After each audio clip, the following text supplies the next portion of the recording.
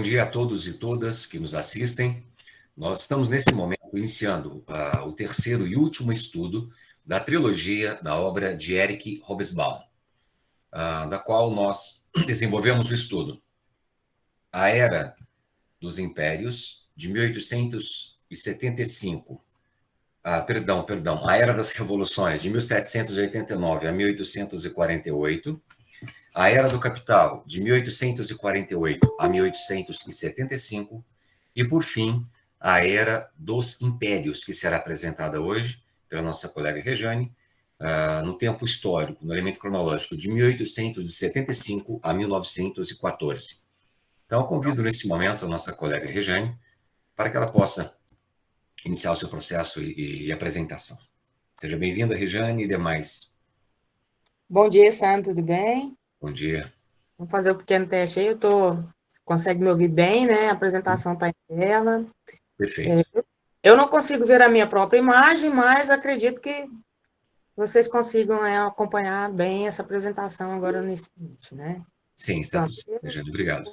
A todos, e eu agradeço muito a oportunidade, né, de participar desse projeto, que é um estudo muito importante. Essa trilogia trouxe para nós muitas, como se diz, informações importantes, informações históricas e contextos dos quais eu acho que são elementos muito importantes nos nossos estudos, né? Então, eu gostaria muito de agradecer mesmo essa oportunidade, né, e conto com o apoio dos meus colegas, porque esse estudo, A Era dos Impérios, ele, de acordo com o próprio autor, ele nos traz a informação de que essas obras estudadas independentemente, né, uma das outras, são importantes, sim. Mas é importante a compreensão do contexto global das obras, porque elas estão interligadas. E essa interligação, ela demonstra muito, inclusive até mesmo esse quadro que nos apresenta aqui. Nada acontece em um determinado ponto do planeta, historicamente, que não vá refletir em outro ponto, né? A gente lembra até a teoria do caos. Mas o estudo sobre a trilogia de Eric Hobsbawm, na Era dos Impérios, o ponto fundamental é este. Em 1880, o mundo era genuinamente global e é a partir desse pensamento, dessa globalização comercial, que nós vamos iniciar essa apresentação. E, inicialmente, a gente pensa sempre o imperialismo norte-americano como sendo o imperialismo vigente, mas o imperialismo todo nasceu aqui na Europa, e é pela Europa que nós vamos começar. Então, antes de dar tratamento aos demais pontos do texto, eu quero só lembrar que o Hobsbawm é produtor de outras obras também, que inclusive após esse estudo da Era das Revoluções, Era do Capital, Era dos Impérios, nós temos aí, até citado pelo Júlio no último encontro, né? A Era dos Extremos é a sequência geralmente lógica após esses aprendizados que nós tivemos nesses primeiros capítulos. Então, eu faço questão agora de convidar os meus dois amigos, meus dois colegas que apresentaram os textos anteriores, para fazer uma breve recapitulação aí do que estava previsto, né, no estudo da Era das Revoluções, Era do Capital, e vamos iniciar a Era dos Impérios. Passo a palavra a você, Sandro, e vamos conhecer um pouco mais sobre o estudo da Era das Revoluções. Perfeitamente, Rejane. E lembrando que quem quiser acessar esses estudos, todos eles, tanto a Era das Revoluções, como a Era dos Impérios, a Era do Capital, bem como este que estamos desenvolvendo agora, a Era dos Impérios, estão no nosso canal no YouTube. Então, você pode ter acesso a esse conteúdo, esse estudo na íntegra. Lembrando que isso aqui, né, Rejane, é um norte de leitura, é um referencial apenas, mas é importante ter acesso à obra para confirmar e constatar a complexidade que ela é e traz, né? Pois nós não conseguiríamos jamais, em poucas horas, apresentar 500, 600 páginas de texto, né? Então, estamos fazendo aqui um exercício, né, um exercício de síntese, realmente. E tal como você comentou, a Era das Revoluções, nós podemos perceber e constatar um contexto histórico que apresentava uma sociedade caracterizada pelo estilo ainda advindo, né, marcado pelo elemento feudal, a característica própria do elemento agrário, e que, com alguns princípios já ganhando força e fundamentações para uma sociedade que fosse perdendo a característica preponderantemente da estrutura monárquica. Então, podemos falar da organização, da estruturação de um novo Estado, de uma nova configuração de sociedade, em que começou a perceber-se um investimento de capital, principalmente nas ferrovias, gerando e organizando um acúmulo de riqueza considerável e, por outro lado, gerando uma desigualdade social severa, principalmente advinda do êxodo rural, de pessoas que foram compondo, portanto, as cidades e sem uma capacidade de serem absorvidas nessa nova estrutura social, nessa nova abordagem econômica que se desenhava, e assim percebe-se muita desolação, muita dificuldade, e por outro lado, na contramão do processo, né, antagonicamente falando, um processo de enriquecimento de uma das partes. Nesta nova configuração, que não pretendia-se mais a estrutura ainda, né, daquele modelo tradicionalmente monárquico, da nobreza, no entanto, ainda assim, com a capacidade do investimento, do investimento financeiro no mundo, na vida, na sociedade, nos elementos da máquina, que começava a se desenvolver de forma avassaladora, é possível perceber que ainda o resquício da monarquia arcaica, do privilégio, ainda se mantinha. Ainda se manteve por um bom tempo, dentro de uma nova configuração de sociedade. Aquilo que era, e podemos denominar como os elementos de conveniência, né? Da manutenção das estruturas hegemônicas, foram marcas consideráveis. E assim percebemos que o processo das revoluções levaram a grandes transformações da sociedade. A busca de uma derrocada da estrutura, né? Repito mais uma vez, da estrutura e do modelo monárquico, para a tentativa de instauração de um novo Estado, mas ainda trazendo consigo, inevitavelmente, muitas das marcas e características de processos hegemônicos de outrora. Então, não é um processo que podemos perceber com Hobsbawm, não é um processo estanque, como nós, por vezes, percebemos dentro de uma história que tenta se apresentar de maneira linear, o que entendemos perfeitamente como estudantes de teoria crítica, que não é nada mais do que um absurdo, um pensamento como esse. Pois o elemento histórico, processual, ele se dá numa dinâmica com vários elementos, né, numa contextualização histórica, e pensar isso numa linearidade, numa cadeia e de forma estanque, seria bastante ingênuo, eu diria até infantil. E Hobsbawm, ele desvela, ele coloca isso muito à tona, e mostrando um grande período, eu chamaria de polêmico, que se instauraria, porque os elementos revolucionários levaram a uma nova estruturação de sociedade, no entanto, não tão bem estruturada como se pensa. Mas a marca predominante dessa nova estrutura, e aí eu deixo com meu amigo Júlio, né, e peço licença, viu, Regiane, para fazer esse comentário aqui, já passando para o Júlio, dizendo, por fim, que a marca característica que vai se deixando nos processos revolucionários é a marca de uma sociedade caracterizada fundamentalmente pelo capital. Júlio, então agora o capital, a era do capital é com você, Júlio. Em primeiro lugar, bom dia a todos os colegas, ao Sandro, a Regiane, a todos os colegas. É uma grande satisfação estar aqui com vocês, refletindo sobre essa grande trilogia que traz para nós grandes aprendizados, né? Bom, o meu período ele abarca 1848 a 1875, e nós vemos ali que teve uma revolução inicial ali, social e tudo, mas que não atingiu toda a plenitude da Europa. E nos meios mais centrais ali, centro-oeste da Europa, é que se firmou mais, né? Mas a Europa ela era caracterizada por uma colcha de retalhos, entre aspas, cultural, né? Eram povos oriundos de diversas nacionalidades, visigodos, ostrogodos, saxões, germânicos, enfim, pessoas de múltiplas culturas e múltiplas posturas sociais. Então, quando essa primeira revolução ali, né, a primavera ali da Revolução ali de 1848 aconteceu,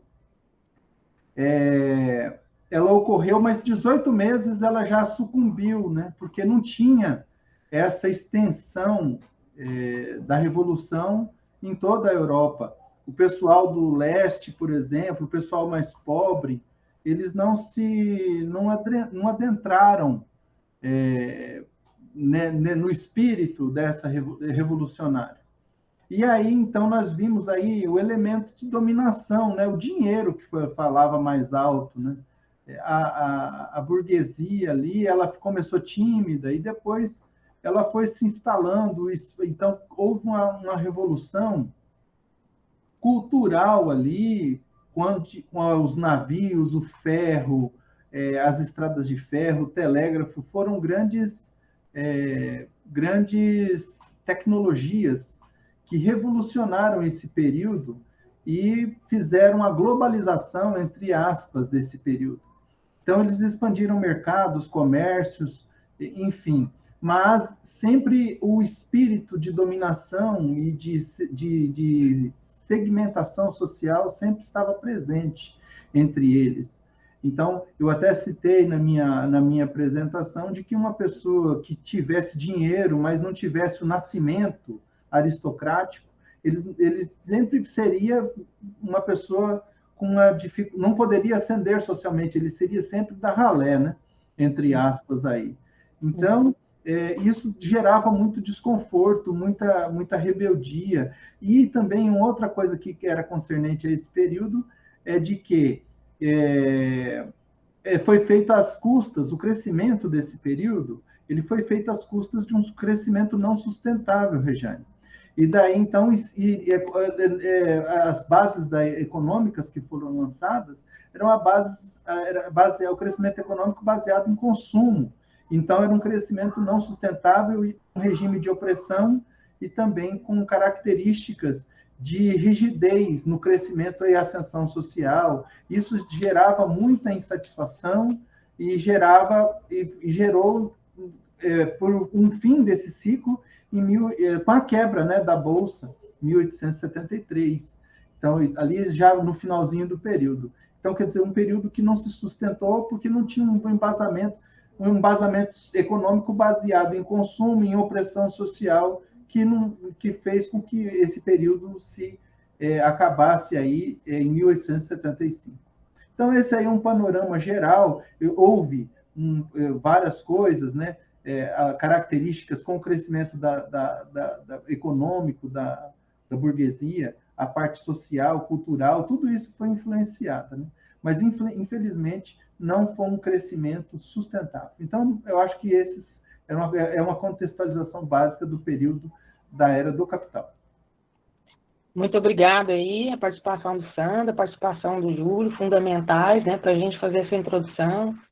E a obra que eu tomei por base para o estudo foi essa versão aqui, da editora Paz e Terra, de 1998. Engraçado, né? As capas dos livros, elas dizem tanto para a gente que essa imagem aqui é a imagem realmente do imperialismo, como ele se dá aqui de uma forma tão brutal, né? Muitas vezes a gente pensa na evolução e nas revoluções que levam a essa evolução da sociedade, mas o quanto cruel foi esse processo, né? Esse tratamento de povos originários. A Era dos Impérios, né, como nós já indicamos, é o último livro dessa coleção riquíssima, né, que nós abordamos. Descreve o surgimento de movimentos trabalhistas e socialistas e o declínio econômico britânico, mas, sobretudo, os motivos que também levaram à Primeira Guerra. Lembrando que, nesse momento, o liberalismo de Adam Smith é o que prevalece, né, solicitando aí dos países a maior integração possível, mas lembrando que o Estado não interferia nesses processos de evolução do capitalismo, né? A defesa era da propriedade privada e do livre comércio e da livre concorrência, né? A liberdade também individual era privilegiada. A liberdade individual para os livres, não aos escravos. A Era dos Impérios também fecha essa trilogia, lembrando que grandes avanços na política, na vida, na medicina, nesses últimos 40 anos que antecedem a Primeira Guerra, foram importantíssimos, né? Nós temos nomes aí surgindo, como de Freud, Einstein, Schubert, Picasso, Nós temos outros nomes ainda que é impossível, nesse pequeno e curto espaço de tempo, lembrar todos, mas quem tomar por base o estudo desse livro, verá que grandes nomes, inclusive das nossas ciências atuais, estão presentes aí como reveladores de novas tendências e novos fundamentos da ciência aplicada, né? Nós temos aí que ressaltar que esse estudo, como nós bem dizemos, ele é melhor compreendido que se for lido ao todo. As três partes coerentes é que realmente mobilizam um bom estudo para esse livro. Como eu disse, pouco tempo, mas eu destaquei aqui que o livro foi dividido em 13 capítulos, mas eu procurei dar um destaque especial agora ao próximo capítulo, capítulo 2, que é a economia mudando de marcha, ao capítulo 3, a era dos impérios, e ao capítulo 5, trabalhadores do mundo. Uma coisa que é interessante ver é que o Robinson abre o livro nos falando exatamente sobre isso. Qual é a visão, né? Por que deu-se o início ao livro de uma visão biográfica dele em relação aos períodos históricos estudados? O historiador ele também está envolvido, de certa forma, com o tratamento dado a essas informações de história. Nós todos estamos envolvidos, de certa forma, na construção dessa história. As nossas histórias, em particular, também fazem parte da história do mundo, a história da civilização. Portanto, o motivo mais sério para começar esse volume com um fato autobiográfico, né, seja realmente para a gente compreender em que momento nossa atualidade se encontra, digamos assim, ainda interrelacionada a momentos anteriores da nossa história, momentos de penumbra dessa história passada e a história presente, né? E revela-nos, talvez, nos aponta construções para um novo futuro. Um dos fatos importantes realmente nesse livro, que eu consegui destacar, foi o auge do imperialismo, da Revolução Industrial, o encanto da Belle Époque, o declínio econômico britânico, a natureza das revoluções proletariadas e a sua origem, e a Primeira Guerra Mundial. É interessante ver que, no final, realmente, dessa apresentação, destaca-se uma fala de Lenin, que ele também colocou questões importantes, e foi exatamente quando ele lançou o livro Imperialismo, Estágio Superior do Capitalismo, mais ao início do século XX. Ele imaginava que seria o imperialismo estágio superior do capitalismo. Não imagina, Lenin, o quanto a sua obra ainda repercute, é importante agora para os nossos estudos, porque o que ele previa, que a dominação do capital financeiro, ao invés de atenuar as desigualdades e as contradições econômicas mundiais, ela fez foi acentuá-las, e acentuá-las gravemente, inclusive agora no nosso período contemporâneo. Então, poucas crises são mitigadas com o advento do monopólio, ao contrário, o monopólio que se cria em vários ramos da indústria aumenta e agrava o caos próprio de toda a produção capitalista em seu conjunto. O quanto é atual, o quanto é importante relembrar esse estudo de Lenin. Eu não estou dizendo que o Lenin tinha razão em todas as suas colocações, muito pelo contrário, todos os estudos eles estão apostos para que possamos fazer as nossas críticas, afinal, nós não podemos dar como absoluto todas essas informações. Eu iria entrar agora no que realmente culminou em agosto de 1914, mas eu vou deixar um pouquinho para frente, porque trata-se da finalização praticamente. Nós temos o início do livro e o final do livro. Nós temos aqui realmente o início desse estudo, baseado na análise de todos os 13 capítulos. Eu fiz a análise meticulosa dos 13 capítulos, mas como eu já disse, é muito intenso esse estudo, isso aqui iria requerer de nós aí pelo menos umas 3 apresentações, e vou brevemente passar por todos os capítulos, gente. Vou brevemente entrar aqui primeiro na Revolução Centenária, que é basicamente um resgate de tudo isso que o Júlio falou anteriormente, uma comparação do contexto que se escreve realmente o período da era dos impérios em relação aos 100 anos antecedentes. Nesse capítulo, o autor busca traçar uma análise comparativa, né, da situação mundial entre o término do século XVIII e início do XIX e início do século XX, né, praticamente, marcados aí pela centenária, pelo aniversário do centenário da Revolução Americana, em 1976, e o centenário da Revolução Francesa.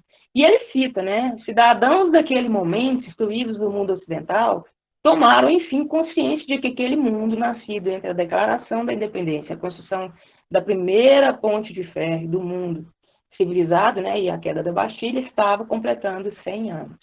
Eu faço um destaque aqui também, que esse mundo está às portas do surgimento também de grandes revoluções no sentido de como se constitui a sociedade. Duas classes sociais imanentes dessa dinâmica capitalista, a burguesia e o proletariado, estão chegando aí com força total para mostrar que vieram. É fato que o surgimento dessa expressão, a burguesia, já existia, mas temos aí novas classes intermediárias dessa burguesia. Nós veremos a seguir. O fato é que o surgimento e a expressão luta de classe também vem desse período, né?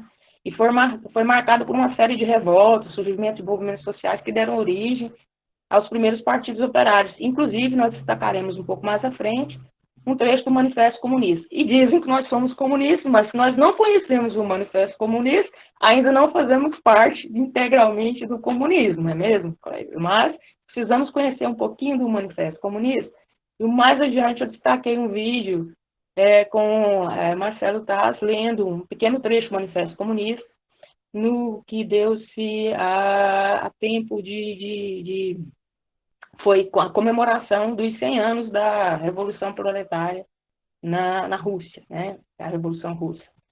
Bom, enfim, vamos agora partir para o capítulo 2, que é, de fato, uma economia mudando de rumos. Nós vimos aí, anteriormente, o capitalismo passando por inúmeras transformações. Os países industrializados, eles operavam no mercado, mas era limitada essa escala de limite mundial. Mas aí o liberalismo foi, digamos assim, a anarquia da burguesia, porque não tínhamos mais limites em nenhuma parte do globo para essa expansão comercial e não deixava espaço muito para os estados brigarem ali, por cada um pelo seu pedacinho de chão, o pedacinho de limite, né, que eles iriam realmente industrializar. Nós temos aqui a mudança relativa do tipo de indústria, que antes era artesanal, passa-se a indústria em escala.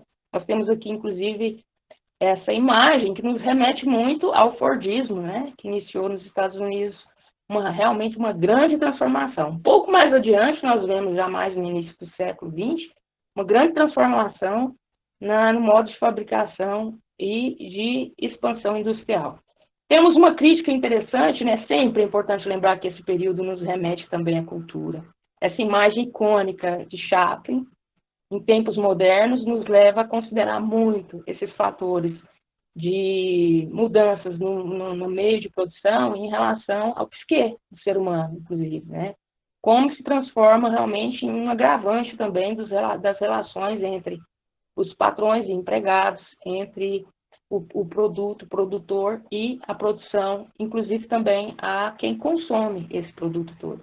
O investimento estrangeiro na América Latina atingiu níveis assombrosos em 1880, quando essa expansão, né, da rede ferroviária argentina foi quintuplicada, né? E o quanto também a Argentina e o Brasil também atraíram imigrantes nesse período.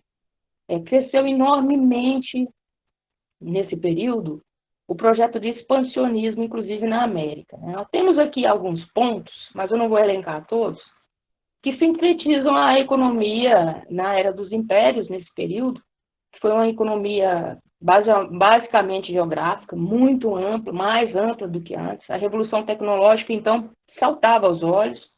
Essa revolução tecnológica teve realmente um grande impacto mundial e teve transformações também no modo de produção, destacando aí que levou à distinção de empresa, né, empresa de grande porte, os grandes trusts, né, e a racionalização da produção aplicada através de métodos científicos, como nós vimos anteriormente lá na produção dos extremos fordistas.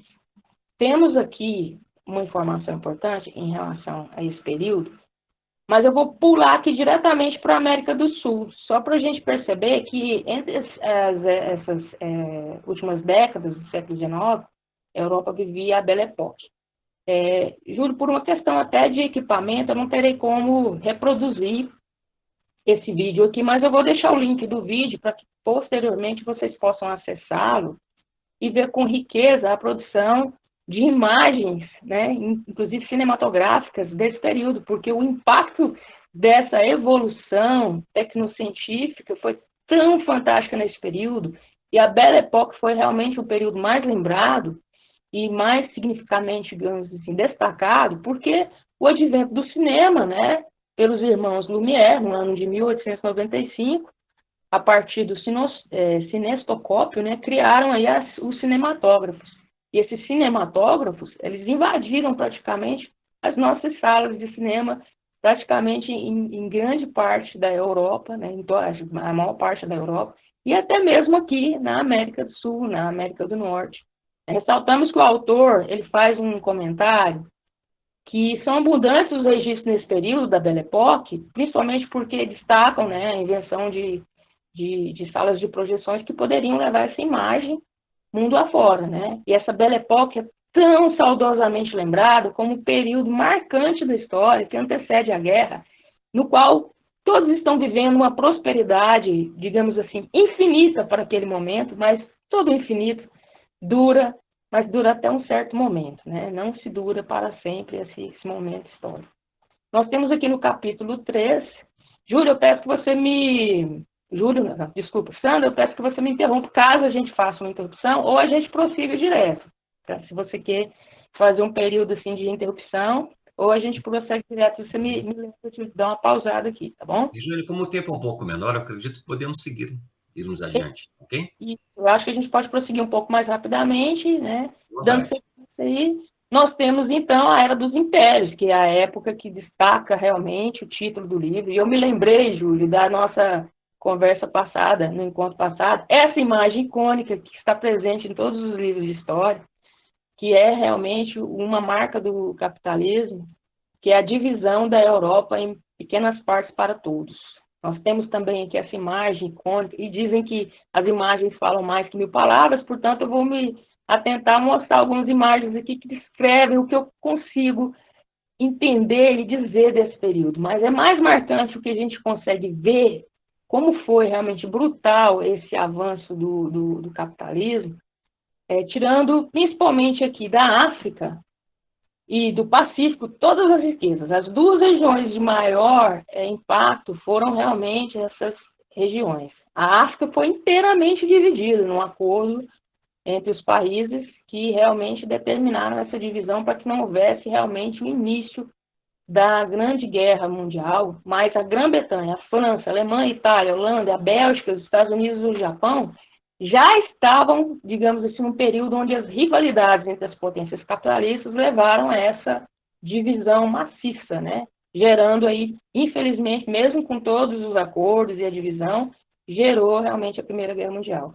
Porque muitos ficaram descontentes, né, com essa divisão, muitos territórios ainda haviam a conquistar e as grandes potências entraram realmente em desacordo, né, e exigiram novamente o repensar dessas partilhas. Outro grande impacto, gente, eu penso, é essa repartição entre o pequeno número de estados que dá título ao presente volume. Eles foram, assim, é chocante como o processo civilizatório fez com que ficasse realmente bem demarcado no planeta o que eram os fortes e o que eram os fracos, os avançados e os atrasados. E essa imagem nos remete a ver que a civilização chegou, como se diz, caindo o pau nas civilizações que eles consideraram civilizações atrasadas, as civilizações originárias. Não foi um processo dócil, foi um processo de muitas revoluções, muitas mortes, muito sangue produzido nesse período onde praticamente a civilização veio acabar com o barbarismo, mas é através da barbárie que se conduziu esse processo de civilização. Nós não conseguimos distinguir aí quais são os bárbaros e quais são os civilizados nesse processo. Muitas vezes nós olhamos para o passado e pensamos quem eram de fato os bárbaros, quem eram de fato os civilizados. Nós também, igualmente, temos aí o Japão aproveitando para invadir a Península Coreana, a partir da China. Os Estados Unidos também começaram a ocupar as ilhas do Pacífico. Essa evolução dos Estados Unidos em relação ao imperialismo, eu vou destacar em uma parte. Em 1898, né, o Havaí foi totalmente dominado pelos Estados Unidos. Passou a controlar tanto os portos como os equipamentos. Era um ponto estratégico para os Estados Unidos, inclusive foi um ponto predominante estratégico na Segunda Guerra Mundial, o Havaí, né? E aí eu vou seguir diretamente para os Estados Unidos, os norte-americanos, destacando que o imperialismo norte-americano também foi importante na América Latina. Nós temos aí a doutrina Monroe, né, que em 1828 destacou que a América seria dos americanos. Portanto, a Europa teria que compreender que essa parte do planeta já estava, digamos assim, dedicada aos Estados Unidos, né? Eles realmente foram decisivos, principalmente em relação aos fatores de desenvolvimento do capital, monopolista e financeiro nessa região, para que fizesse frente à Europa, através da concentração de empresas, dos grandes trusts, cartéis, holdings, que hoje, inclusive, continuam dominando o mundo, e elas se encontram hoje no primeiro lugar, no topo das paradas, né, do imperialismo, no neocapitalismo, me perdoe, Francis, fugiu a palavra, Liberalismo? Isso, exatamente. Olha, foge. A gente não consegue falar, a expressão é complicada, às vezes foge. Tranquilo. A política dos Estados Unidos, ela promoveu realmente a invasão de vários territórios. Inclusive, nós temos aí os ressentimentos com a tentativa de invasão dos territórios cubanos, mas que não foi lá muito positivo, não. Até hoje nós encontramos aí a Cuba mantendo aí, depois de 1901, quando houve essa tentativa, né, de, digamos, domínio de Cuba, tentaram incorporar Cuba, pois não deu muito certo, né? Nós temos também tentativas de incorporação de outros trechos da América, como foi na Colômbia, como foi na República Dominicana, na Nicarágua, e principalmente na Revolução Mexicana, e temos também no Haiti, quer dizer, temos aí a independência do Panamá também. São regiões estratégicas. Pode acreditar que todas as regiões estratégicas no mundo dominado eram regiões de importante interesse econômico, importante interesse comercial da Europa, na Europa, e dos Estados Unidos aqui também. Então, nós temos até hoje questões envolvendo o Canal do Panamá, que é uma região realmente de muito impacto. Nós tivemos até um incidente recentemente de um grande transportador que fechou praticamente o Canal do Panamá, não foi nesse momento, né? E causou aí quase uma paralisia no comércio mundial em relação a esse momento.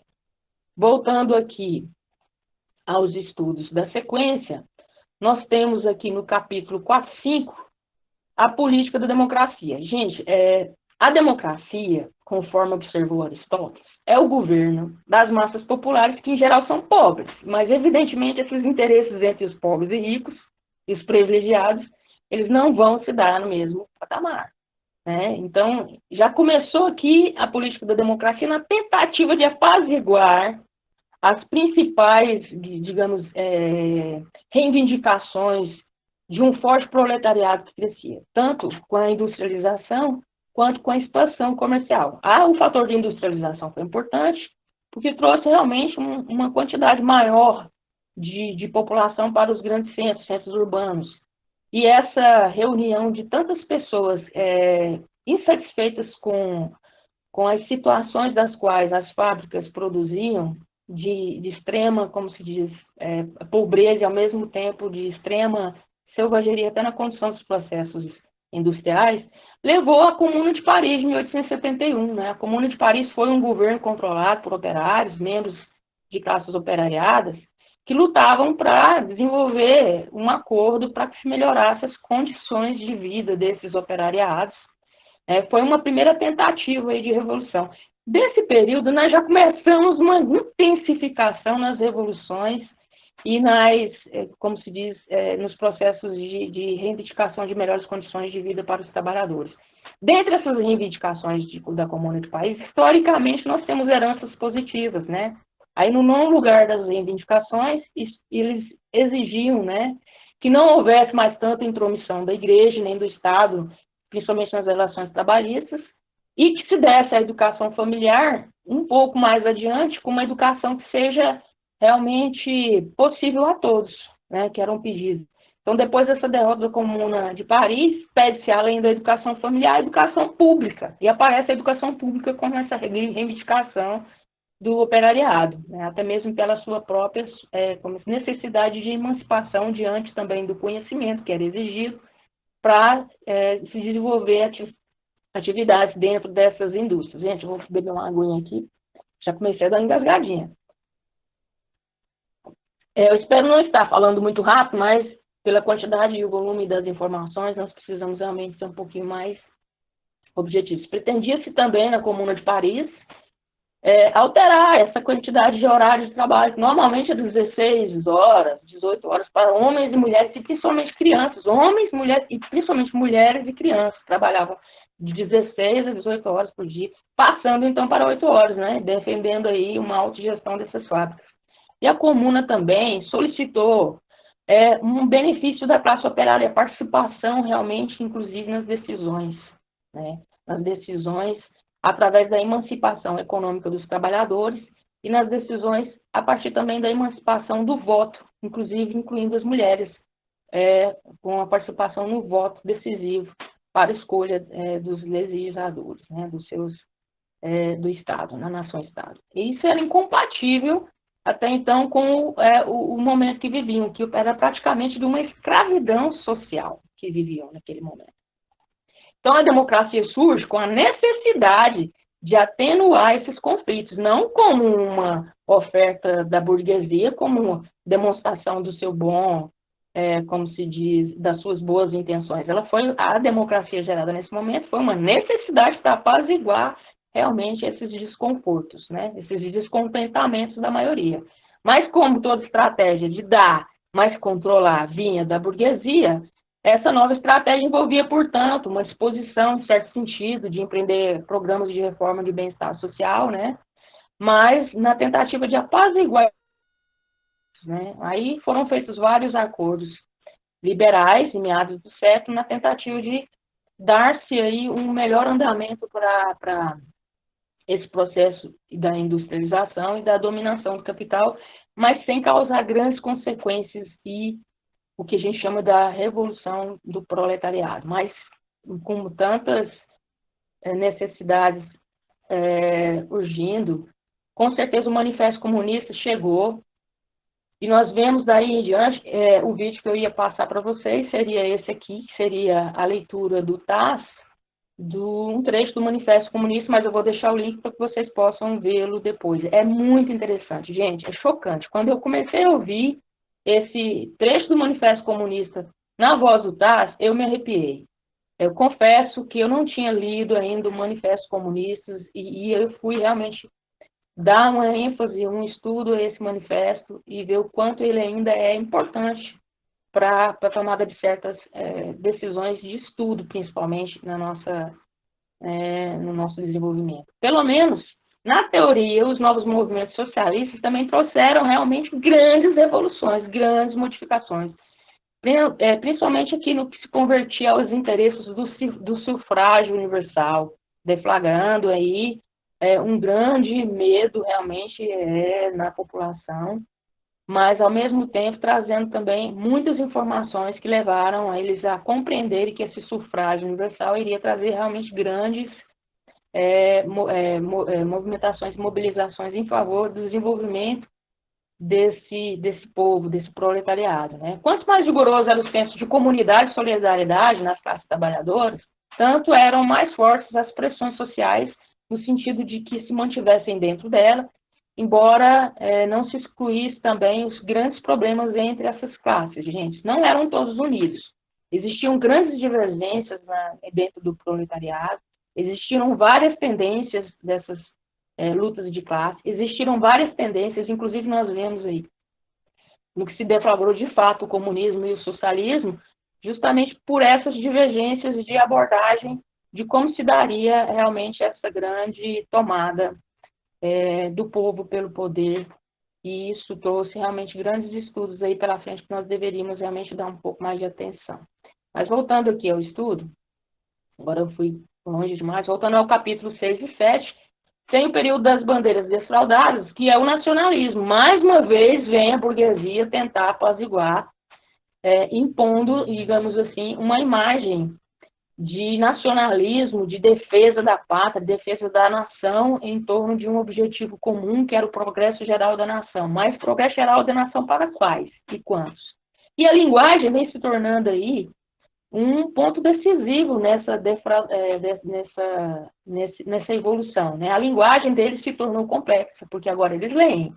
E a educação é poder, a leitura é poder. Mas a leitura e o poder teria que ser compartilhado, muito em função até mesmo pela evolução do processo de industrialização. Porque cada vez mais haviam novos cargos dentro das fábricas, dentro desse processo do comércio mundial, que exigiam uma evolução, inclusive, dos empregados, né? Dos empregados e empregadores, inclusive, no processo industrial. Muitos empregadores tiveram que se virar no sentido de aprender novas tecnologias ou contratar quem sabia realmente utilizar as novas tecnologias. E a burocracia veio se instalando nesse período, e os processos burocráticos cresceram, foram elementos fundamentais para que houvesse também uma evolução no processo educacional. Os burocratas, por fim, precisavam, né, dominar a língua culta, e na maioria dos países era oferecida somente à alta burguesia, porém, uma necessidade de alfabetização em torno desses operariados e desses burocratas que continuariam dando, como se diz, crescimento a esse processo de evolução capitalista. No período de 1880 a 1914, o nacionalismo avançou drasticamente, e o contexto ideológico transformou-se, então, em uma nova bandeira, né, para esse período. Até a própria palavra nacionalismo aparece nesse momento, né, pela primeira vez aí nos finais do século XIX, para descrever alguns grupos ideológicos de direita na França e na Itália. Eles bandiam entusiasticamente a bandeira nacional contra os estrangeiros. Gente, a bandeira nacional contra os estrangeiros já é um argumento, velho, tão velho quanto a Revolução. E os liberais e os socialistas, né, estavam a favor daquela expansão agressiva, né, dos seus propósitos pelas nações-estados, e o levar essa bandeira até onde, nos pontos, como se diz, mais importantes do planeta, era o grande objetivo dessas grandes nações.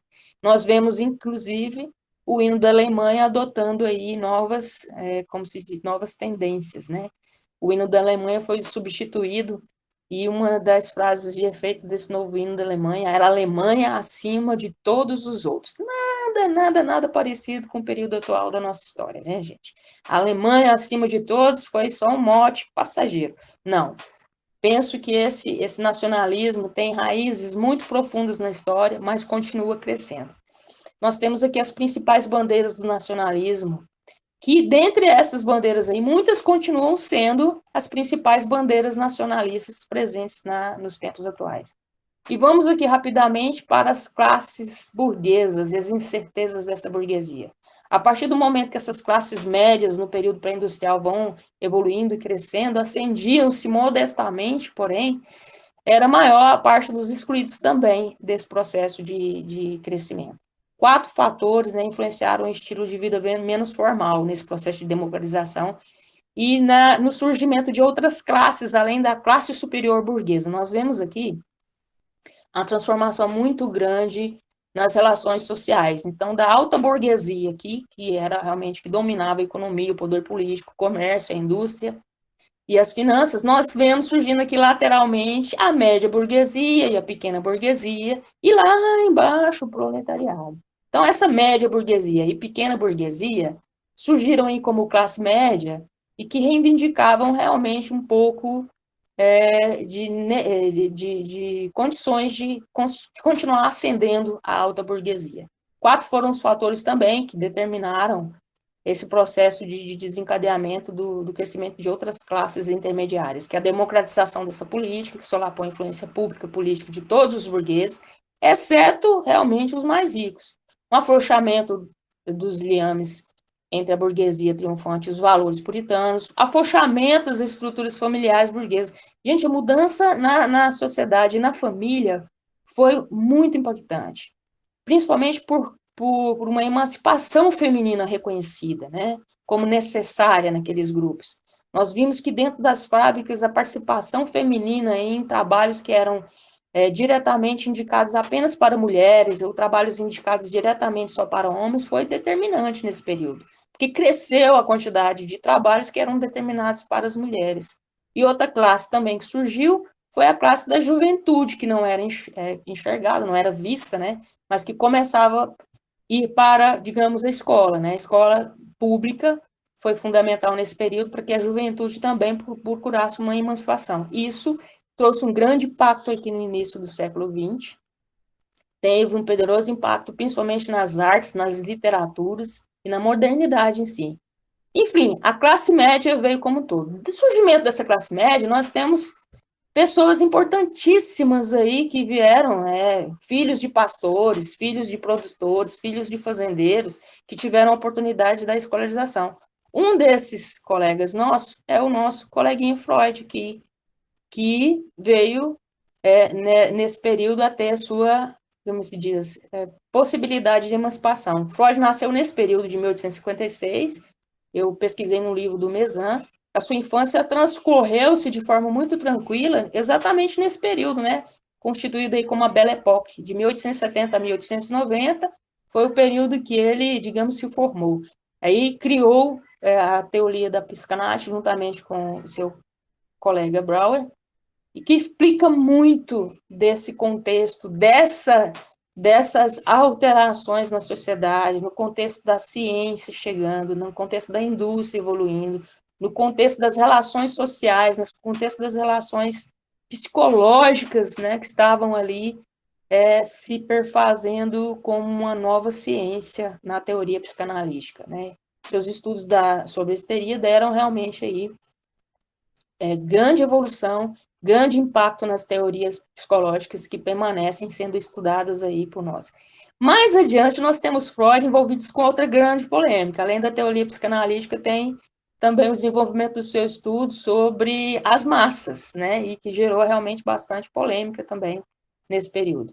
Então, voltando aqui novamente nesse estudo, temos aqui o capítulo 8 e 9, capítulo que fala da nova mulher, essa emancipação que já vinha sendo fomentada pelo desenvolvimento das lutas de classe, chegaram aqui com força total nesse capítulo, a emancipação feminina, que era ainda bastante modesta, né, começou realmente a tomar corpo, né, e mais presente, fatores que levaram ao conhecimento de grandes ícones, né, da luta feminina, como Rosa Luxemburgo, Madame Curie, Beatriz Webb, e ainda assim era insuficiente, mas estava a pequenos passos começando a desenvolver uma nova estrutura e deixando claro que uma nova mulher surgia para a sociedade. Essa nova mulher, ela vinha em busca do seu lugar na sociedade, e ela ia pedalando em busca do seu lugar na sociedade. Nós vimos que um dos grandes inventos desse período foi a bicicleta.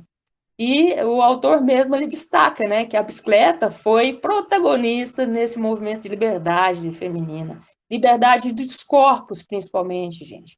Aqueles vestidos tradicionais da burguesia, aqueles vestidos aqueles coletes que aprisionavam as mulheres, aqueles coletes, aquelas roupas, foram rompidos, né, assim, quebraram praticamente as estruturas morais, sociais e coletivas, né, da luta da mulher em prol da sua liberdade, e liberdade em todos os sentidos, até liberdade móvel, né, a liberdade, digamos que trouxe um grande avanço também na moda, né, mas a ascensão mesmo verdadeira da mulher veio com os movimentos operários socialistas, né, fundamental para a emancipação, e incontestavelmente ele incentivou a mulher à busca de sua liberdade, que foi assim concretizada através realmente do voto, né, e a pequena classe média teve uma grande evolução com participação, inclusive, das mulheres em algumas sociedades, como destaca a Sociedade Fabiana, fundada em 1883, que era uma sociedade que admitia-se mulheres, inclusive, em cargos de liderança.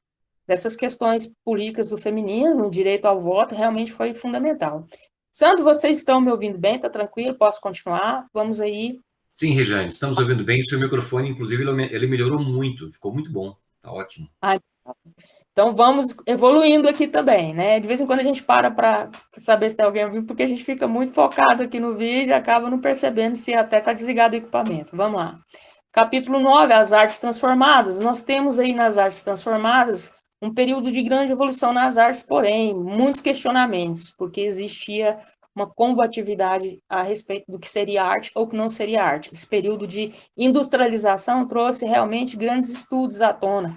Inclusive, um pouco mais adiante, no início do século XX, nós temos aí o destaque para o Walter Benjamin, que fala especificamente da obra de arte na era da sua reprodutibilidade técnica, fazendo críticas consideráveis aí à grande evolução da sétima arte do cinema, né? Surge também, nos anos do pré-guerra, uma comunidade de avançados, o que a gente chama de avant-garde, né? Os intelectuais, artísticos e críticos de moda, nunca seriam mais percebidos como no mundo do passado, seria sempre o mundo do futuro, né? Nunca seria percebida também de uma forma muito satisfatória por aqueles que ainda estavam amarrados ao passado. Então, grandes críticas tivemos aí nesse período de evolução. Evidencializações, lógico, da tecnologia tiveram realmente grande impacto, como, por exemplo, né, a Torre Eiffel, né, que foi colocada como um símbolo da grande modernidade e da superioridade da civilização humana. Um arranha-céu enorme foi construído nos Estados Unidos. Um pouco mais adiante, nós temos a construção das Torres Gêmeas, que demonstram também esse avanço, essa modernidade, essa superioridade do capitalismo como um movimento. Temos outro movimento muito importante nesse período, que é o movimento Arts Crafts. Esse movimento, inclusive, deu início a uma rica produção de novos movimentos que viraram tendência e que deram origem, inclusive, a Bauhaus, né, uma das grandes escolas de arte e design da Alemanha. Então, temos também, nesse período, a partir de 1890, o movimento das artes de ofício, né, ligadas ao estilo internacionalizado do Arte Nouveau, que se aplicou a toda a Europa e todos os outros países baixos que queriam ser considerados realmente modernos, avançados, industriais. Temos aqui, inclusive no Brasil, grandes obras construídas nesse período que sintetizam aí o conceito da Arte Nouveau, né? Nós temos ainda o sucessor desse movimento, né, da Arte Nouveau, mas coloca-se aí um pouco mais sentido, né, nessa arte, porque ela está realmente interligada e relacionada com a produção da indústria, porém, como crítica a essa reprodução da indústria, né? Muitos não compreenderam que não era uma junção aos movimentos industriais, mas uma crítica, de certa forma, a esse processo de industrialização, valendo-se, inclusive, da utilização de materiais desse mundo moderno, que era o ferro, o vidro, o cimento, e assim como da racionalidade das ciências da engenharia. Então, utilizando de todos esses conhecimentos, a arte também se utilizou de uma forma bem crítica, né, baseada nesses movimentos. Afinal, quem está na guerra é para guerrear, né? Vamos guerrear com as armas que nós temos disponíveis, inclusive as armas tecnológicas disponíveis, né? Temos no capítulo 10 as incertezas, né, ou as certezas solapadas da ciência. A estrutura intelectual nesse período, no mundo burguês, excluía as grandes forças religiosas, né, no análise do universo. Então, tem-se aí, de fato, um rompimento das teologias em relação à nova ciência que vinha se destacando, principalmente as ciências biológicas, né, grandes descobertas nas áreas biológicas e das ciências foram fundamentais nesse período, mas, inclusive, algumas descobertas surgiram aí, infelizmente, para reforçar temas como, por exemplo, a eugenia, né? A vinculação entre a biologia e a ideologia não estavam desalinhadas, muito ao contrário, estavam particularmente alinhadas, né? Mostrando com evidências, né, através do novo estudo da biologia, de que havia realmente a possibilidade de haver, digamos aí, um processo eugênico, né, de algumas raças, né, através da genética, serem provadas de que são superiores a outras, né?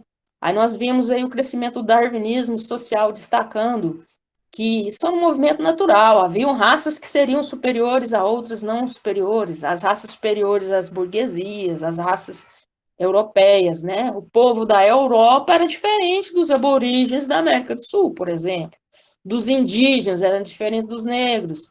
E esse darwinismo social e essas descobertas genéticas acirraram realmente algumas, digamos assim, tendências a se fazer uma análise desse conhecimento de uma forma muito errônea.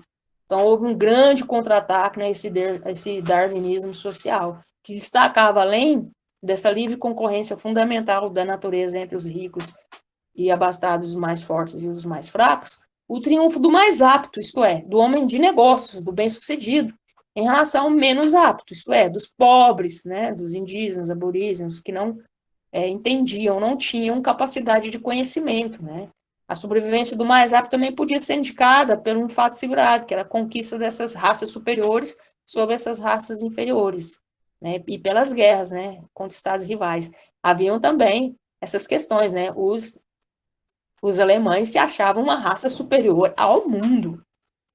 Os alemães se achavam superiores não só aos demais povos, como aos povos da Europa, né? Superiores, inclusive, à Grã-Bretanha, superiores, inclusive, a outros países os quais essa questão de domínio veio à tona.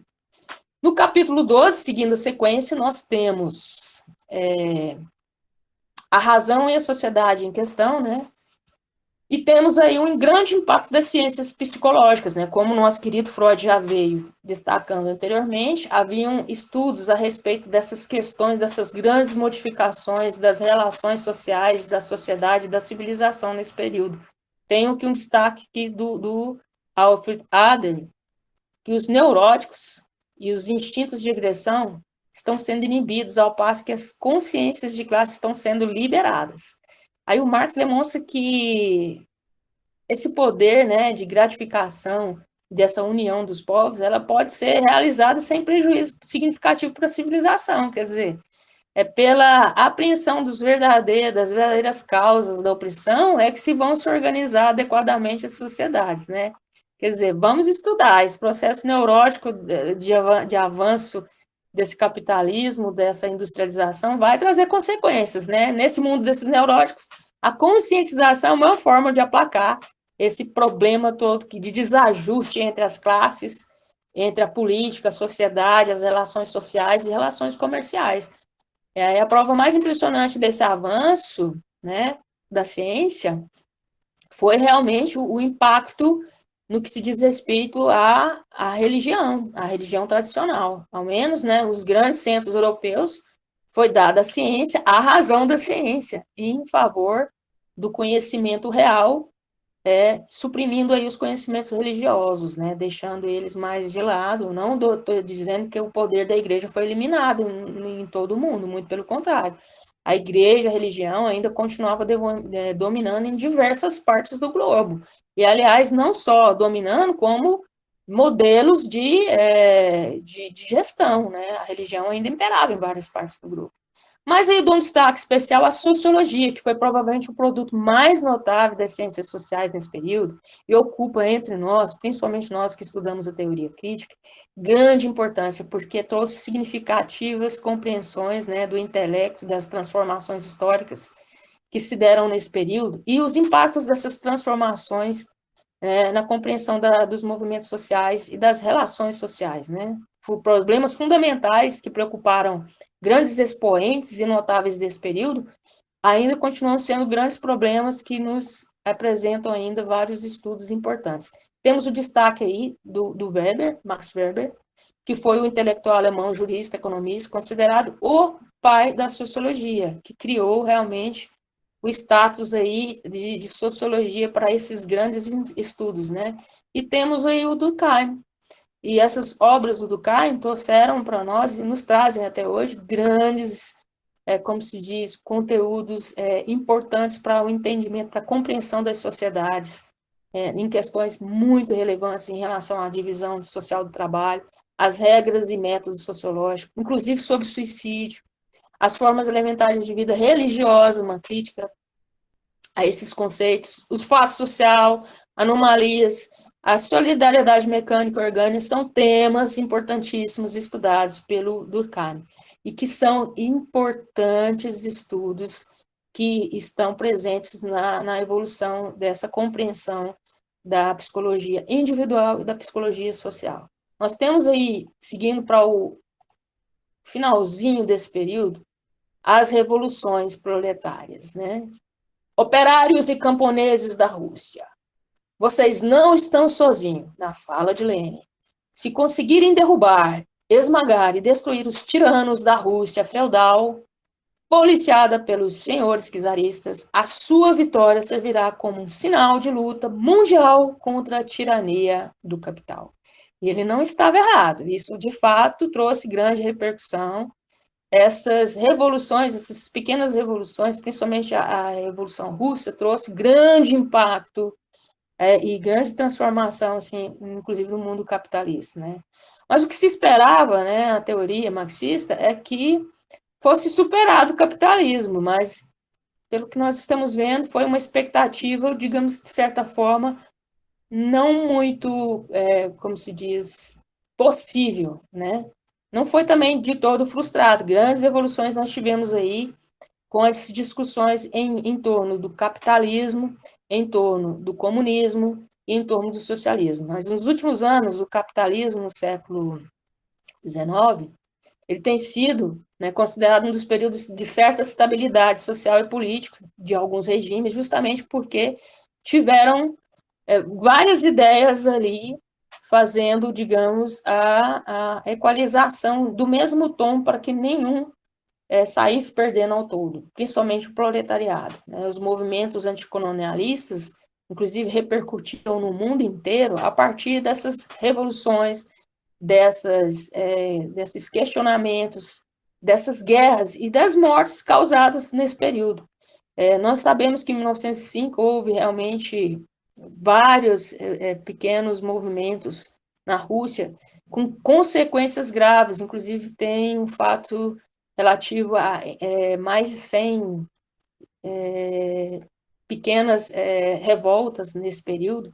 No entanto, muito sangue foi derramado, então, nesse período também. E esses movimentos revolucionários trouxeram um grande impacto e mudanças para o mundo contemporâneo. Mas foram guerras travadas à custa de muitas vidas, de muito sangue, proletário principalmente, em busca de uma redenção ou de uma melhoria nas situações de vidas das comunidades mais pobres. Elementarmente, nós trazemos aqui uma certa tendência nesse estudo a defender realmente a sobrevivência do mais fraco ante o mais forte. E ainda continuamos lutando, mas essa luta culminou por um grande crescimento das disputas territorialistas e que deu realmente o início ao fim. Essas disputas territorialistas foram motivadas pelas disputas entre os grandes países imperialistas europeus, pelas terras da África e da Ásia. Esse crescimento exacerbado, inclusive da Alemanha, após a unificação, ameaçou, de certa forma, a hegemonia da Inglaterra. Não todos ali estavam à flor da pele. O crescimento, os sentimentos nacionalistas, a rivalidade entre os países, isso tudo culminou na necessidade de se fazer alianças. O que a gente vê muito na política são as grandes alianças, né?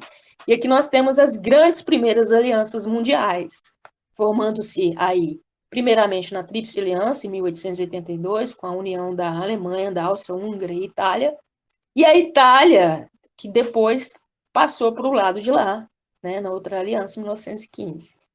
Italianinhas.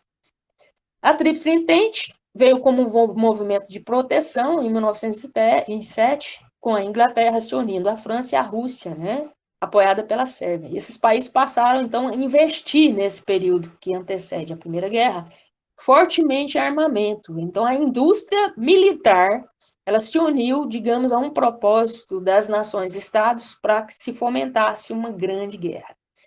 E essa demanda da indústria militar, como o próprio Rebensbaum indica, não foi, de fato, o que gerou realmente o início da guerra. A guerra era esperada, a guerra era prevista, a guerra era, digamos, até citada por Nietzsche como uma coisa impossível de se evitar em um processo de civilização da civilização, né? Mas o que provocou mesmo e que deu início à guerra foi a morte do herdeiro do trono da Áustria-Hungria, assassinado por um nacionalista sérvio. A Áustria-Hungria, então, juntamente com a Alemanha, declara guerra contra a Sérvia e foi apoiada pela Inglaterra, a França e a Rússia. Então, vieram também todos, né? Entraram nesse período de grande disputa. E a Itália fez um acordo com a Alemanha, né? No qual só iria participar da guerra se o território alemão fosse invadido. Parece que a Itália estava querendo que isso não acontecesse, mas aconteceu. Então, todos participaram dessa grande guerra. E essa guerra, acho que eu vou voltar lá no início, é que culminou no final desse período de estudo, em 1875 a 1914, como o período que finaliza a Era dos Impérios. Mas, citando aí ainda o período da guerra, ela era uma coisa esperada, mas era uma coisa não muito esperada. Esperamos, mas que não queríamos que acontecesse, né? Voltando aqui, eu tenho uma frase interessante do Nietzsche, que disse a respeito da guerra. Diria que a guerra vai acontecer de qualquer forma. Predisse que uma guerra aconteceria, porque diriam sim a esse animal bárbaro, ou mesmo selvagem, que existe entre nós, que existe dentro de nós, à procura, digamos assim, de prevalecer como mais forte, sobrepondo a qualquer tipo de interesse, que seja humano, que seja público, que seja do Estado, mas preponderantemente a guerra não era algo desejado, principalmente até pelos grandes industriais. Mesmo aqueles que produziam armamento, produziam umas sofisticadas armas, para estar em todos os países preparados para um complexo período de guerra, não era uma coisa desejada. E, aliás, para o comércio não era algo esperado e nem satisfatório, né? A guerra não iria ajudar, quer dizer, traria realmente algum lucro aos países que entraram de cabeça nessa indústria bélica, porém, trariam muito mais prejuízos do que vantagens globais. Mas, enfim, eu destaco aí para finalizar essa questão da guerra a fala do Edward Grey, secretário das Relações Exteriores da Grã-Bretanha. As lâmpadas estão se apagando na Europa inteira. Eu não vejo a possibilidade de vê-las brilhar outra vez em nossa existência. E, por fim, gostaria de encerrar contextualizando com o nosso período atual, gente, uma frase que eu peguei na internet, circulando com bastante ênfase em relação a essa crítica a esse capitalismo, né, que não é nada moderado, é um capitalismo selvagem, que foi essa pequena crítica aqui. Se um macaco acumulasse mais bananas do que pudesse comer, enquanto os outros macacos morressem de fome, os cientistas estudariam aquele macaco para descobrir que diabos estaria acontecendo com ele. Acho que é muito... Mas, quando os humanos fazem isso, nós os colocamos simplesmente na capa da Forbes.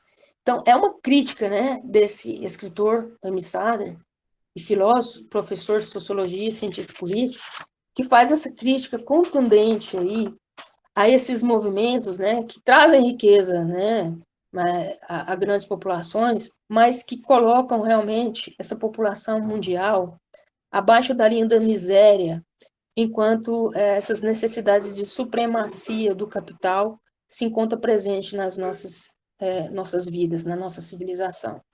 É uma situação que vem se perpetuando, né, através de um pseudo-discurso de meritocracia que divide ainda bem a sociedade entre os fracassados e os esforçados, né, como se a emancipação fosse apenas um discurso individual, que são dadas as condições para que todos se emancipem, todos cresçam, todos evoluam, todos fiquem ricos, mas que nós sabemos muito bem que não são dadas essas possibilidades de crescimento a todos e de forma democrática nesse mundo globalizado e nesse mundo totalmente capitalizado.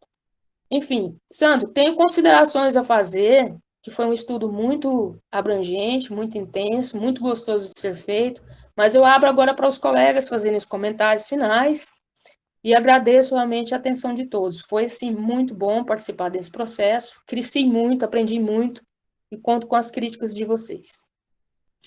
Rejane, nós é que agradecemos pela sua participação, por estar conosco e contribuir, né, nesse momento, apresentando justamente o encerramento, né, desta trilogia, que, como você disse já no início, e foi antecipado também pelo meu colega Júlio, que elas antecedem automaticamente a Era dos Extremos, né, apresentada também, uma produção também de Eric Hobsbawm.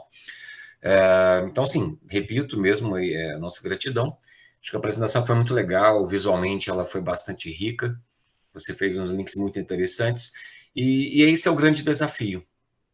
Uma obra bastante densa, tentarmos percorrê-la é a escolha de alguns pontos, né, de alguns elementos, para que suscite aí automaticamente aí as possibilidades de compreensão da obra, para que leve os indivíduos a essa leitura, a essa compreensão, e suscitar aqui, né, metodologicamente, o nosso debate, que é importante. E, nesse sentido, nós convidamos aos que estão conosco aí, caso queiram apresentar alguma pergunta para a nossa colega, algum elemento, para que a gente possa aí começar essa conversa. O que eu inicio, nesse sentido, Rejane, é mais um comentário. Quando a gente faz o levantamento, né, juntamente, seguindo a rota que Hobsbawm tece, nós encontramos tantos elementos que não necessariamente aparecem numa história tradicional, né, na perspectiva de uma linearidade histórica. E nós percebemos muito a forma de uma estruturação da sociedade que vai se dando numa tentativa de uma construção. Aí eu vou usar a expressão. Nós percebemos que a pobreza é uma construção política. A desigualdade social é uma construção política. Não é um fator meramente casuístico, tal como dizia Maquiavel, no caso da virtude, né? É saber atender de acordo para onde vai a força dos ventos. Então, saber tender aos melhores fatores. E assim nós vemos uma reestruturação de sociedade, mas, na verdade, tentando reestruturar, sim, mas tentando manter um processo hegemônico, né? Uma estruturação de poder. E aí o que me veio à mente quando você apresentava, falando do processo neurótico da sociedade, do sofrimento, uma obra, né, um manifesto do Partido Comunista, uma capacidade que Marx traz como confronto a essa desigualdade social, ela arrefece um pouco esse desespero. E assim, muitos que são ditos e apontados como excluídos, marginalizados e tantos outros nomes que acabam sendo clichês, né, acabam ganhando voz, acabam ganhando uma forma de representação que fez sentido em determinado contexto histórico. Mas não significa, né, fundamentando-nos aqui na teoria crítica, não significa necessariamente que tenhamos a mesma representatividade no contexto de um século XXI. Né? Nós não vamos entrar nesse elemento porque não é exatamente nosso objetivo aqui desse estudo, né? Mas o capitalismo tem uma capacidade de adaptabilidade que não tem como negar.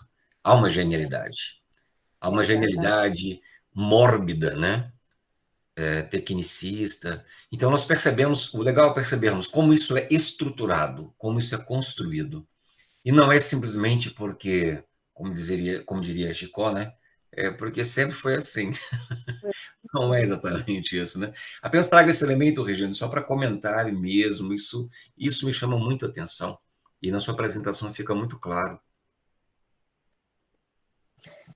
Realmente é importante ver como esses estudos, né, psicológicos e sociológicos marcam uma nova geração. O que era dado como normal, isso faz parte do crescimento, da evolução, não é bem assim que se enxerga, né? Principalmente nos livros fundamentais aí da compreensão da psicologia individual e social, que eu acho que foi um marco importantíssimo para a gente compreender e se situar como ser humano nesse processo todo de evolução, né? Eu diria para vocês, eu faço uma pergunta, né? Se não fosse dada a possibilidade realmente de uma estruturação onde uma educação pudesse servir, digamos, aos menos privilegiados, se, digamos, nós não tivéssemos acesso a essa educação, a alfabetização, a que pé nós estaríamos, né? Eu vejo na educação um dos grandes marcos desse processo de evolução, consequência realmente da evolução material, da consequência da evolução industrial, mas essa evolução na educação, ela é dada, mas com cautela, não a todos, e permanece essa política, né, imperialista. Nem todos, até mesmo nos dias atuais, serão realmente escolhidos para serem beneficiados com um amplo conhecimento, né, histórico, sociológico, social, de como se constituiu essa sociedade. Não é uma informação dada a todos. Essas informações que nós coletivamente nós discutimos aqui está muito longe do alcance de muitos que ainda lutam pelo seu lugar ao sol, né? Mas aí eu abro ainda para colocações dos nossos colegas, né, críticas, estamos aqui para discutir. Eu penso numa conversa mesmo sobre esse assunto. São muitas informações, né, Júcia? É Júcia que passou por isso 2 vezes. Pode até colaborar com a gente, dando aí uma palhinha. É igual o Sandro falou, né? Só um comentário mesmo, assim, porque é uma trilogia maravilhosa.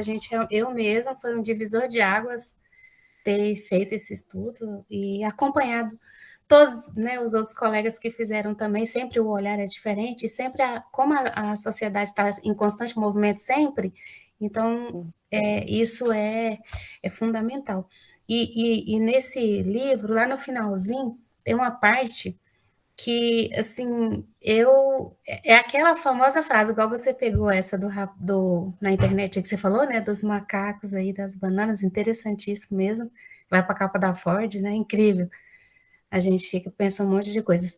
E o Hobsbawm, no final, acho que é no último parágrafo mesmo, literalmente, ele fala assim, se o mundo conseguir não se autodestruir, a probabilidade será bastante grande, né, então, assim, a gente tem sempre a esperança de que melhore, né, Rejane? A expectativa o grande avanço do proletariado foi se agarrar nessa possibilidade de melhora futura, né? Futura, mas que é presente, né? Que está presente na luta de classes, mas é que é preciso realmente mover-se, não deixar ser levado. Esse mover foi intensamente discutido. Acho que o tema das questões das revoluções proletárias nesse período foi muito intensa, justamente por isso. Não se deixar levar apenas pela onda do crescimento e industrialização. Nós precisamos nos mover, né? É isso. Sermos apenas os semoventes. Eu me lembro muito dos meus estudos na educação, que meus professores disseram para mim muitas vezes que às vezes os seres humanos se comportam apenas como semoventes. Vocês sabem muito bem que os semoventes são animais, né, utilizados apenas para puxar carroça. E eles falam assim, gente, vocês querem ser estudantes ou querem ser semoventes? Eu estou querendo falar hoje aqui com os estudantes. E os semoventes, por favor, se retirem. Então, temos que buscar nessa nossa luta, né, por uma grande evolução e expansão da educação para todos, a ideia de que todos podem. Não existe uma classe que não é capaz, não existe uma classe que é menos favorecida, que deixará de ter algum tipo de algo a mais a contribuir na nossa formação e na nossa sociedade. Às vezes nós nos diminuímos diante das poucas possibilidades que nos dão, mas conhecer esses fatos históricos que levaram outras pessoas que também tinham muito menos, mas conseguiram nos levar muito além, nos dá uma certa energia, nos impulsiona e faz ter fé, né, Jus, que no futuro ainda há de ser melhor. Essa é a esperança, né, de sempre, né, de tudo que a gente está passando hoje e conhecendo a história, que não é linear, né, mas que esses acontecimentos emergem a cada momento e a gente reflete muito sobre isso. Então, assim, a esperança a gente tem que, igual a professora Solange, a professora Silvia sempre faz na caixa de Pandora, né? Então, assim, vamos manter essa chama acesa da esperança de dias melhores, mas assim, um dia após o outro, porque está muito complicado. Está muito complicado. E a gente se inspira em grandes nomes, né, que nesse processo desse estudo vieram à tona, né, e deixaram as suas marcas, né. A grande evolução veio em um período, assim, muito intenso. Gente, imagina viver nessa época. Eu fico me imaginando nessa época, como eu estaria, né, nesse período. Nós estamos aqui estudando esse período, e aí muitas vezes eu me peguei indo lá, diante das mobilizações femininas em busca da emancipação e do voto. Eu me vi realmente fazendo essa viagem. Mas uma das coisas que eu quero destacar é que esses movimentos que hoje são extremamente combatidos, né? Nós somos chamados aí o tempo todo de socialistas e comunistas, o quanto esses movimentos socialistas e comunistas ajudaram realmente a dar um impulso, né? Um progresso, de certa forma, a grandes direitos aí que foram conquistados, principalmente pelas mulheres, né? Inclusive, eu estava lendo sobre a história da instituição do Dia da Mulher, né? E a instituição do Dia das Mulheres foi em comemoração de um movimento socialista, e nos traz aí para grandes períodos também imbatíveis, né? Nós estamos diante de um período imbatível nesse momento. Nós estamos aí vendo a que ponto nós chegamos, né? Desse período todo de evolução, nós estamos diante de um movimento crucial agora de uma nova revolução. Eu achei interessante que é sempre assim, nos inícios dos séculos, os inícios dos séculos são extremamente presentes com grandes transformações, né? E qual é a grande transformação que nós estamos vivendo nesse momento, que nos leva a buscar realmente informações históricas para explicar esse contexto histórico atual, né?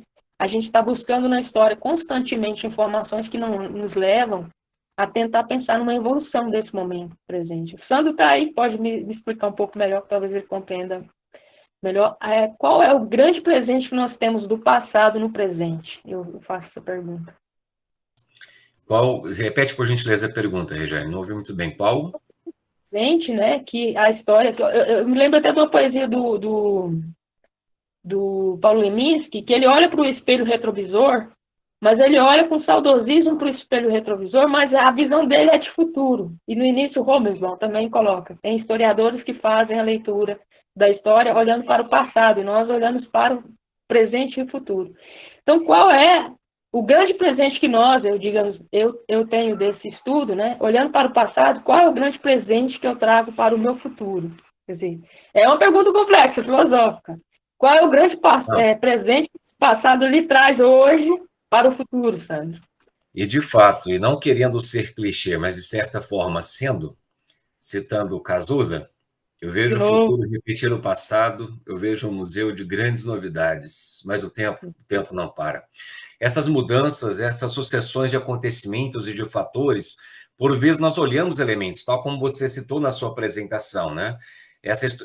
Esse discurso do nacionalismo na Alemanha, esse discurso da nacionalidade que aparece desde a era das revoluções, ele se repete nas eras, né? Então percebemos que esse discurso ele reverbera, e chegamos num contexto, né, portanto, aí, contemporâneo, e nós vemos que esse discurso ele encontra eco, ele encontra receptividade, porque ele tem uma certa funcionalidade, tal como nós estamos, enquanto estrutura, enquanto grupo hegemônico, nós estamos tentando contribuir para uma nova formatação de sociedade.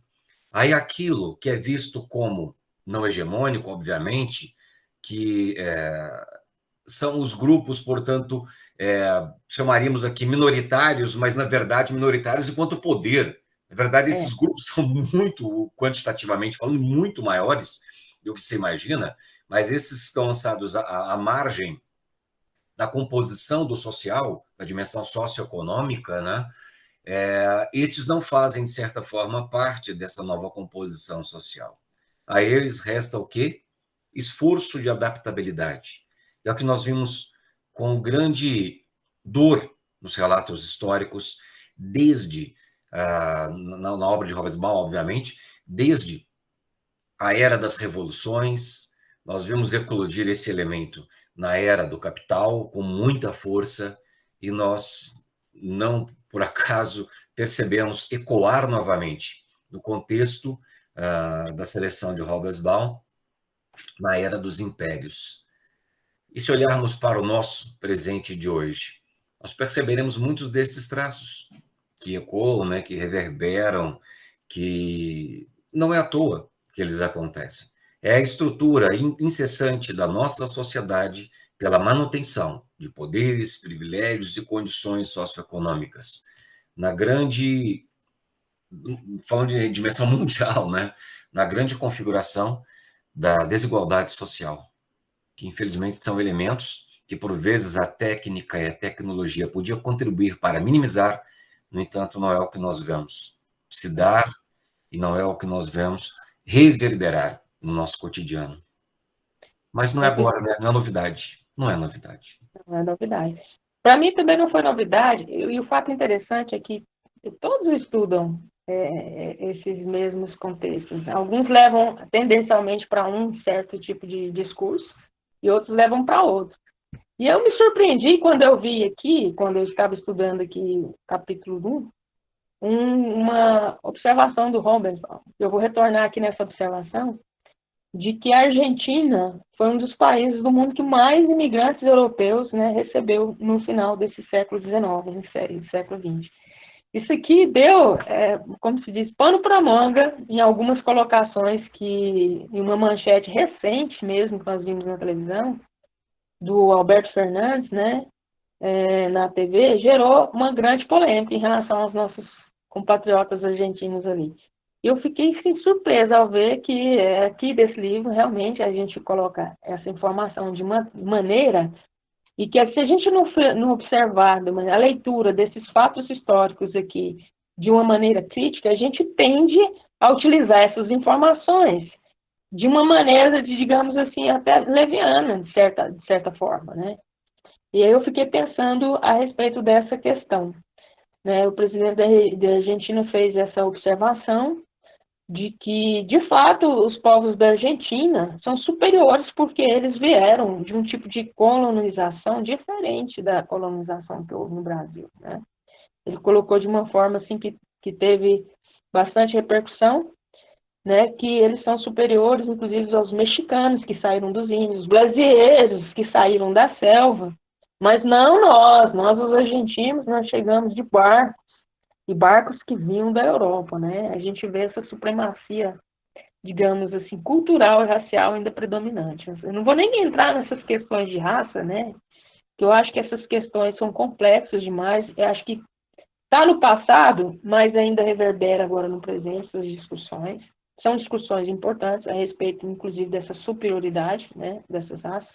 Mas eu não vou entrar no contexto dessa questão da cepa europeia, e nem da inferioridade das classes indolentes, né, condenadas à inferioridade, até por questões genéticas, como foi colocado no passado, que são as classes trabalhadoras.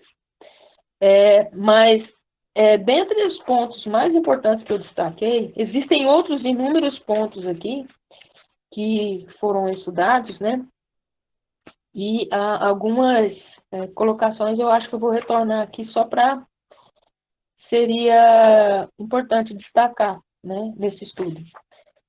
Eu gostaria de destacar aqui que a democracia, né, seria um tanto mais fácil de domar quanto menos agudos fossem os descontentamentos, né?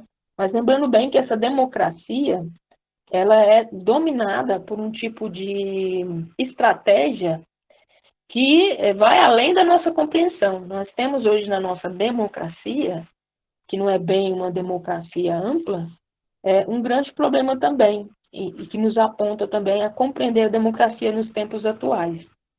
Que nós nunca tivemos uma ampla democracia, né? Nós nunca tivemos acesso realmente a, digamos, uma voz política predominantemente nos séculos passados. Mas nós vemos agora a democracia diante da possibilidade do voto, que foi conquistado de uma forma extremamente dolorosa, tanto por homens como por mulheres, e se expandindo, inclusive, até para a juventude. Nós vimos que o direito ao voto foi uma conquista muito sofrida, muito árdua durante todos esses séculos. E nós temos aí como fazer a democracia realmente se constituir como um direito, né, fundamental a todos nós, nas escolhas do nosso futuro, inclusive. E essa discussão desse voto, inclusive estendido aí à juventude, que a partir dos 16 anos, né, já pode votar, como um instrumento que foi conquistado a duras penas a ser desconsiderado, digamos assim, no processo democrático, né? Eu fico, assim, triste ao ver que esse processo todo histórico de conquista de grandes direitos, hoje, não é, como se diz, dada a devida atenção a esses direitos conquistados, né?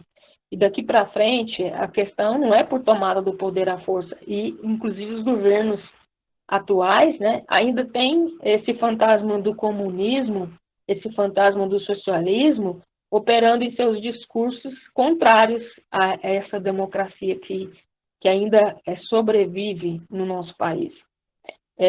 Eu olho para trás com um pouco de saudosismo para esse passado, mas eu também olho para frente com a ideia de que tudo isso que foi conquistado a duras penas encontra-se ainda em risco, né? E esse risco ele é permanente na nossa sociedade. Mas com a evolução da educação, com a evolução do pensamento, como se diz, ativista, não no sentido de pegar as armas, que a nossa maior arma nesse momento é, de fato, o esclarecimento e a educação. Eu faço aí até um retorno ao texto do Adorno a respeito do esclarecimento, para que evitemos que esse retorno ao passado seja constante, né, como você bem colocou, Sandra. Enfim, se tiver mais alguma questão que eu possa ajudar os colegas, e eu me ajudar também a me esclarecer, porque tem certas questões aqui que eu até coloquei como ponto de interrogação nesse estudo todo, mas são interrogações assim que dá-lhe complexos estudos para compreender melhor, né, para o futuro. Enfim, foi muito rápido. Eu pensei que eu ia demorar um pouco mais nas explanações, Sandro, mas eu acho que eu até foi mais ágil, mais rápida, porque eu sou uma menina rapidinha, né, para colocar as questões. Não, mas foi num tempo bom, Rejane. Foi num tempo bom, não foi corrido, não. Ficou legal, acho que foi interessante. É um estudo que, como a gente já disse, e faço questão de repetir, né? É um estudo que tem uma densidade. Então, assim, sem dúvida alguma, ele faz pensar e é preciso também mergulhar na obra. É preciso ter esse acesso, é importante. Bom, eu praticamente encerro por agora, né? Encerro um pouco antes até, por uma questão até desse momento que nós todos temos, né, de intensos estudos. Encerrando aqui, eu já vou diretamente para outro estudo, com outros colegas nossos em outras disciplinas que estão tentando aí buscar essa finalização boa de semestre. Primeiro, eu quero agradecer. Se não houver mais alguma questão ou alguma exposição de algum colega, eu abro para a exposição de algum colega, participação, inclusive, de vocês que fizeram também esse rico material ser apresentado a todos. Quero agradecer principalmente o Júlio, aprendi muito com a sua exposição. Júlio, realmente é uma grata satisfação poder contribuir, né, e poder ouvir também tantos colegas que contribuem para o nosso crescimento, né. O Sandro, infinitos agradecimentos à sua paciência, colaboração, permanência do nosso lado, né, no momento de incerteza. Justo Ismael também me incentivou, me apoiou, e você sabe que é de grande interesse em nossos aprendizados através desses estudos, para que a gente possa realmente dar um bom fruto, né, Júcio? Foi sempre. Gente, eu simplesmente fiz umas anotações e pontos importantes desse livro que renderam, no mínimo, 35 páginas, né, de estudo, né? Eu só separei alguns pontos importantes, mas com certeza esses fichamentos, essas informações aqui, já separei algumas que serão importantíssimas até mesmo para o desenvolvimento, né, no mestrado, né, de outros pensamentos, desenvolvimento de outros textos. O quanto esses textos que nós estudamos cruzam-se permanentemente com demais textos que nós estudamos, principalmente nos aspectos da sociologia. Eu acho interessante ver, né, que aquela crítica que eu fiz, eu acho que eu vou até achar aqui, que eu sou muito tendenciosa, né? Eu gosto muito de estudar a psicanálise, né, os estudos psicológicos. Vendo o impacto que os estudos freudianos e estudos de Le Bon, no lançamento da psicologia das multidões, na psicologia das massas, teve uma repercussão muito forte, mas uma repercussão não muito positiva, né? Foi bem uma repercussão negativa, porque ele afirmava que todos os homens abandonam um comportamento racional quando estão reunidos em multidão. Diferente de nós aqui, nós somos um grupo, né, unido, não uma multidão, mas de certa forma nós somos unidos, reunidos justamente para expandir o pensamento racional coletivo, né, uma inteligência coletiva que tem por objetivo não apenas essa incorporação de massas, né. Então, dentro desses aspectos das colaborações das ciências, eu vou enfatizar que foi fundamental os desenvolvimentos das ciências para a compreensão do ser humano, as ciências biológicas e as ciências sociais, para a compreensão desse ser humano e para a evolução da nossa sociedade, né? A sociologia foi realmente, eu penso, um dos aspectos prováveis de maior originalidade nas ciências, né? E a psicanálise. Dos grandes inventos e adventos dessas descobertas, eu coloco aí como enfático, né? Que foi muito prazeroso ver esses destaques nesse livro.